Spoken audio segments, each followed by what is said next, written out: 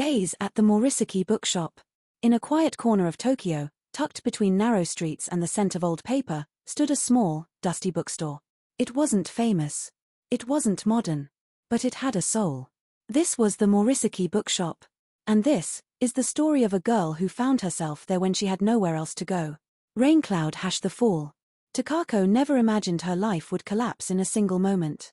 She had a stable job, a normal routine, and someone she trusted deeply, until one day, that person, her boyfriend, casually told her he was getting married. Not to her. To someone else.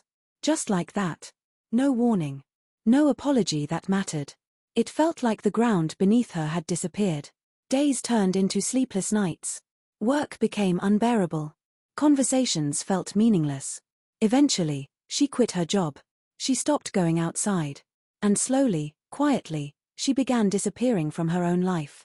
Telephone receiver, the unexpected call. Just when everything felt empty, her phone rang.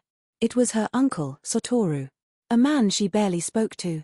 A man her family described as strange. He owned a small second-hand bookstore and lived alone above it. "Come stay here for a while," he said. Takako hesitated. Moving into a dusty bookstore with an eccentric uncle? It sounded ridiculous. But she had nothing left in Tokyo tying her down. So she said yes. Books a different world. The moment she stepped into the Morisaki Bookshop, she felt it. A different kind of silence. Not lonely, but peaceful. Books were everywhere. Stacked on shelves, piled on floors, tucked into corners. Each one carrying stories, emotions, entire worlds waiting to be opened. Her uncle welcomed her with a simple smile. No questions. No pressure. Just space.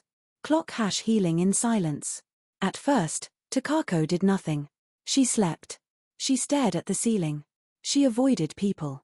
But slowly, something changed. Out of boredom, she picked up a book. Then another. And another. Stories began to fill the emptiness inside her. Through characters and their journeys, she started seeing reflections of her own pain. But also something else. Hope. Teacup with handle the people around her. Life at the bookstore wasn't just about books. There were visitors. Regulars who came not just to buy, but to talk. A man searching for rare editions.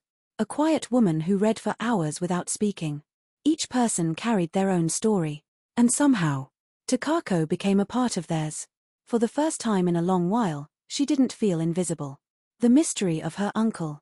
Satoru, her uncle, was still a mystery. He lived simply. Spoke little. But always seemed kind. Then one day, Takako learned the truth. He had once been deeply in love. But the woman he loved left him. And just like Takako, he had been broken. The bookstore wasn't just a business. It was his way of surviving. Of holding on. Of healing. Seedling growth. Days turned into weeks. Weeks turned into months. Takako started helping in the shop. She talked more. Smiled more. She wasn't the same girl who had arrived broken and lost. She was rebuilding. Piece by piece. Through books. Through quiet moments. Through small human connections. Broken heart, the past returns. Just when she began to feel stable again, her past came knocking. Her ex-boyfriend reached out. Apologies. Regret. Confusion. For a moment, old feelings resurfaced. But this time, something was different. Takako didn't feel weak. She didn't feel desperate. She saw things clearly. And she made a choice. Not out of pain, but out of self-respect. She walked away. Sunrise, a new beginning.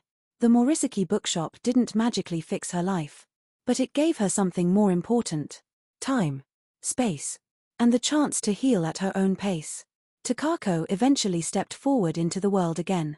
Not as someone broken, but as someone who had faced her pain and grown through it.